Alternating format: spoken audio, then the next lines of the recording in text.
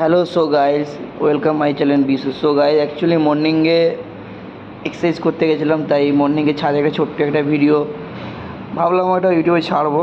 But exercise করার সময় ভাবছি মর্নিংয়ে অ্যাকচুয়ালি যে ওয়েদারটা যে ওয়েদারের যে সিচুয়েশান, যে হাওয়াটা সবথেকে বেস্ট ইম্পর্টেন্ট, ওটা গায়ে লাগলে সবথেকে ভালোই হবে।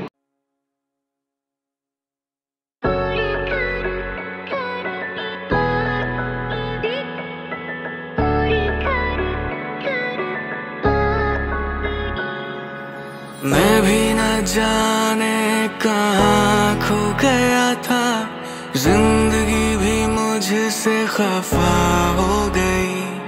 जिस दिन की इस दिल ने खुद से मोहब्बत, तो जिंदगी भी मुझ पे फिदा हो गई। मेरे पास नहीं है कोई साथ, नहीं है और ना है अब किसी का इंतजार। कहीं तेरे बारे में ना सोचूं ऐसी रात नहीं है, पर तू तोड़े दिल मेरा तेरी औकात नहीं।